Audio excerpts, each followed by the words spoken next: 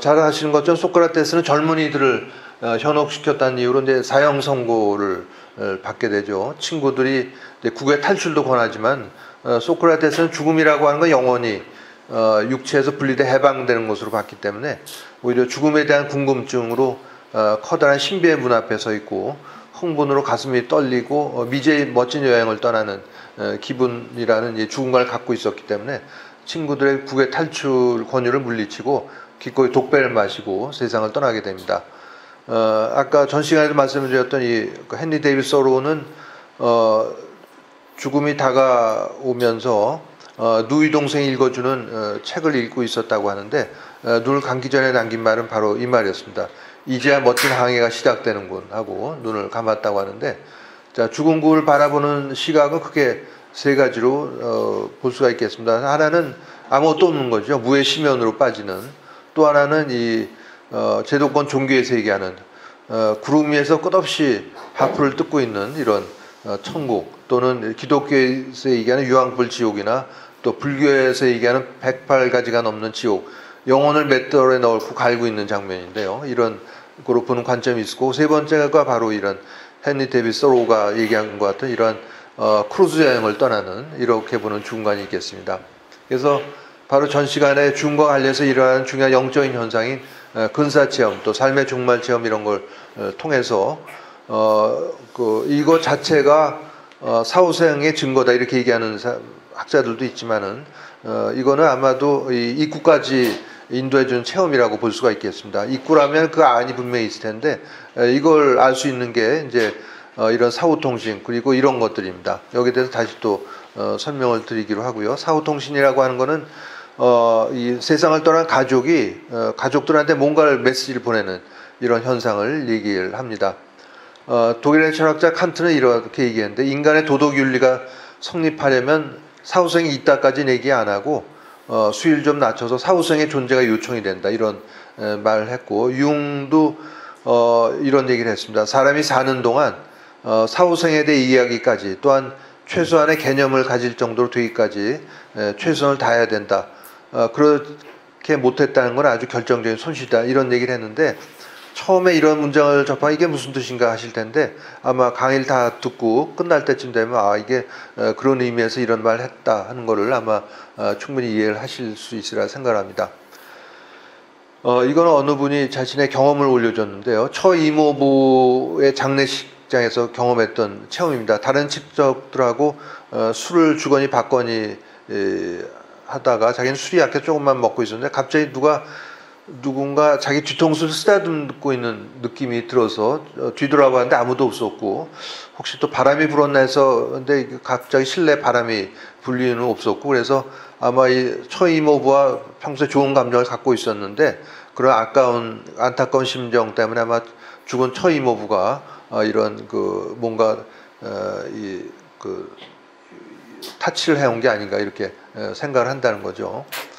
자, 이 사후통신은 After ADC에서 After Death Communication이라고 얘기를 하는데, 미국의 빌 구겐하임이라는 사람이 7년간 미국의 전역 2,000명 이상을 상담해서 3,000개가 넘는 사례를 조사했습니다. 이분이 조사한 바에 의하면 미국인의 약 20%가 5천만 명이 넘는 사람이 이런 사후통신에 대한 경험을 갖고 있다고 하는데, 이건 뭐냐면은 어떤 사람의 죽은 가족이나 친구가 직접적이고 자발적으로 접촉을 할 때 일어나는 영적인 체험, 이렇게 얘기합니다. 어떤 영매를 통한다든가 최면술이나 종교일 이런 걸 통하지 않고 직접적으로 전해지는 통신을 얘기하는데, 이 사람은 12가지 방식으로 나눴습니다. 일부만 소개해드리면, 지각적 사후통신은 고인의 영혼이 바로 옆에 있음을 직감적으로 느끼는 거. 청각적 사후통신, 영혼의 목소리를 듣는 경우도 있고, 촉각적 사후통신, 바로 앞에 소개해드렸던 그 사례처럼 가볍게 치거나 어루만지거나 키스나 포옹, 이런 게 느껴지는. 또 후각적 사후통신은 고인과 관련된 어떤 냄새, 고인이 즐겨 쓰던 향수나 꽃향기, 이런 게 갑자기 맡아지는 이런 경우를 얘기를 한다고 합니다. 이게 또 여러 가지 방식을 얘기를 하고 있는데, 이분은 이걸 조사해서 2005년도에 미국 버지니아에서 열렸던 국제근사연구학회에서 이걸 발표하기도 했습니다. 이 학회는 1980년경에 창립이 돼서 매년 며칠씩 연례 학술 대회를 열고 있죠. 이번 이제 고3 아들이 갑자기 그 세상을 떠났는데 아들이 떠나고 나서 얼마 있다가 아들이 평소에 그 커피 원두를 진하게 내는 걸 좋아했다고 하는데 아들 방 쪽으로부터 이 커피 향이 진하게 나기 시작했다는 거죠. 밤 11시 반부터 새벽 5시 정도에 걸쳐서. 근데 자기만 이 커피 향을 맡은 게 아니라 남편하고 자녀 둘도 똑같이 커피 향을 맡을 수가 있었다고 합니다. 그 시각에 갑자기 주변에서 뭐 커피를 끓이는 데도 없고 그 사흘째 이런 발생하고 있다 이런 소식을 보내준 적이 있는데요. 그래서 이분이 또 죽은 아들 생각하면서 사랑한다, 미안한다, 내가 잘 있는 걸 보여줘, 증명해줘 했더니 어느 날 관악산 산행 후에 이런 하트 모양의 구름을 봤다고 합니다. 이거는 이 그 구름 모양이 조금 깨진 건데요. 그야말로 지금 하트 모양의 구름이 있는 것을 볼 수가 있습니다. 자주 사용된 게 나비죠. 나비가 보통 나타나지 않을 장소에 나비가 나타난다든가 무지개가 뜨지 않을 곳에 무지개가 뜨고 이런 방법을 통해서 고인이 내가 잘 있다는 걸 가족들에게 알려주는 그런 걸 얘기를 합니다. 요즘엔 또 많이 한 게 그 현관 센서 등의 오작동이죠. 센서 등이 한 번도 고장 난 적이 없는데 가족이 세상을 떠나고 나서 얼마 동안 계속 꺼졌다 켜졌다를 반복한다든가 이런 일들이 일어나고 이런 것들이 주변에서 자주 관찰되는 사후통신의 사례들입니다. 이거는 어느 목사 부부의 사례인데요. 이거 2009년에 한겨레 신문에 보도됐던 내용입니다. 이 부부가 목사였는데 남편 최희동 목사가 40살의 젊은 나이로 교통사고로 갑자기 사망을 합니다. 장례식장에서 그 조문객으로 지인과 포옹을 하던 도중에 이 부인 목사가 이 남편의 존재를 느끼면서 남편으로부터 어떤 메시지를 받게 되는데 뭐냐면 지금 상상도 할 수 없을 만큼 너무 좋은 곳에 와 있고 이제 세상에서 더 할 일이 없기 때문에 떠났다 하면서 자신과 남겨진 두 아이를 위로를 했다고 합니다. 그래서 이런 메시지를 전해받고 나서 공황 상태에서 벗어나서 목회 활동을 계속할 수 있었다 이렇게 얘기를 하고 있습니다. 이건 제가 근무하던 병원에 어떤 간호사가 얘기해 준 내용입니다.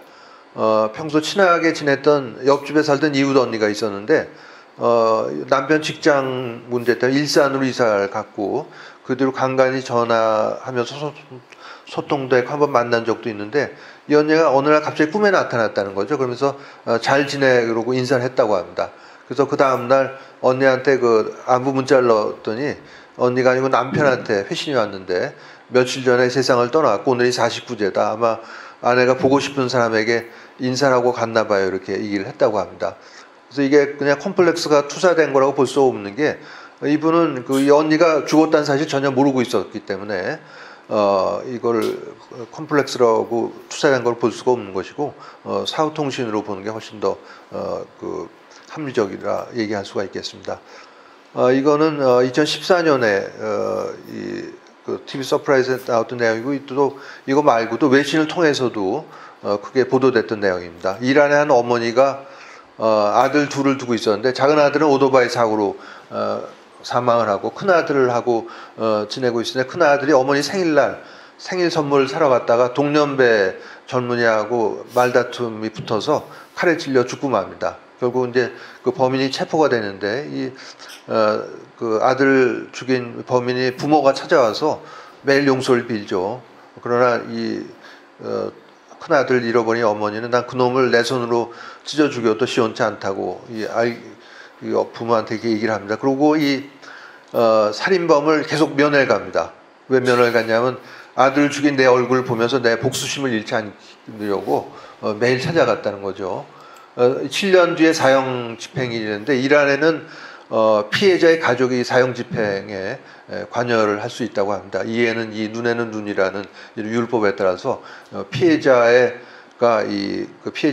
가족이 사형 집행을 할 수 있게 돼 있는데 교수형을 하게 돼 있으니까 목을 맨 밧줄 살인범의 목에 밧줄이 걸려 있고 의자를 치워버리면 이제 그 교수형이 이루어지는데 놀랍게도 이 어머니가 요수형을 하는 대신에 뺨을 몇 대 때리고 용서를 해줬다고 합니다. 어떤 일이 있었냐면 사흘 전에 사형 집행 사흘 전에 죽은 큰아들이 나타나서는 비몽사몽간에 나타난 거죠. 복수를 그만두라고. 복수는 순간일 뿐이고 저는 먼저 죽은 동생과 아주 좋은 곳에서 잘 지내고 있다고 하면서 어머니도 복수심을 내려놓고 편하게 지내라 이런 얘기를 하고 사라졌다고 합니다. 그래서 이게 어머니의 어떤 그 콤플렉스가 투사된 거다 이렇게 볼 수 없는 거는 7년 동안 복수심을 벼려왔던 거죠. 계속 찾아가서 얼굴 확인하면서 복수심이 무뎌지는 걸 막기 위해서 찾아갔던 어머니이기 때문에 이거를 그 콤플렉스가 투사된 거로는 전혀 볼 수가 없는 것이고 꿈을 통한 큰아들로부터의 사후통신 사례라고 보는 게 또 합당하다고 볼 수가 있겠습니다. 이거는 이 1967년에 야곱신문이라는 전문지에 기고된 내용입니다. 저승에서 전해온 소식이라는 내용이었는데 이거 67년이면 벌써 55년 전이니까 이런 거는 벌써 이제 사람들의 기억에서 사라질 텐데 이게 다시 알려지게 된 건 2009년에 성승모라는 정신과 의사가 정신 맑은 세상이라는 컬럼을 게재하면서 이 사례를 다시 발굴했는데 주인공은 늑막염 치료를 받아왔지만은 형편이 어려워서 당시에 무슨 건강보험 같은 게 없었을 때니까 치료비 내지 못해서 걱정하다가 뇌졸중으로 갑자기 사망한 부인이 주인공입니다. 이 죽은 부인이 어디에 나타나냐면 이 사망한 부인의 딸이 다니던 절의 스님 꿈에 나타나가지고는 내 옆구리가 아픈데 내 딸한테 말해주세요. 그럼 딸이 알 것입니다. 이렇게 얘기를 했다는 거죠. 꿈속에서. 그래서 이 딸이 스님으로부터 이 얘기를 전해 듣고 이게 죽은 엄마가 치료비를 갖다 드리라는 뜻이다. 이걸 파악하고 치료비를 들고 병원을 방문해서 이게 알려지게 된 거죠. 이 절의 스님은 뭐 치료비고 뭐고 전혀 전후좌우 사정을 전혀 모르는 사람인데 이런 꿈을 꾸고 이걸 그냥 전달해 준 건데 이걸 이 기고한 사람은 의과대학 교수입니다. 당시 서울의대 교수였던 허인목 교수 분이 이걸 기고를 한 건데 기고를 하면서 이런 그 내용의 글을 올렸습니다. 사람이 죽어도 영혼이라는 게 남아서 천당에 가든지 지옥에 가든지 또는 불교에서 말하는 극락에 가든지 어디인가 가는 곳이 있는 게 아닐까. 그러지 않고서 어떻게 이런 일이 일어날 수 있겠는가 이렇게 얘기를 하고 있습니다. 유물론과 실증주의에 가까운 과학교육으로 무장한 현직 의과대학 교수가 이런 걸 경험을 하고 이런 사례를 신문에 이제 기고를 했던 것이죠. 아까 말씀드렸던 이 폰 프란스 여사의 어느 아는 지인이 어떤 문제를 찾았는데 뭐냐면은 죽은 사람이 5번이나 꿈에 나타났는데 이게 어떻게 된 거냐 물으러 온 거죠. 그랬더니 폰 프란스 여사는 3번은 당신의 콤플렉스가 꿈으로 투사된 거지만 2번은 죽은 사람이 진짜 다녀간 거다. 그랬더니 이 사람이 깜짝 놀라서 스승인 융을 찾아가서 똑같이 물었는데 융도 똑같이 대답을 했다고 합니다.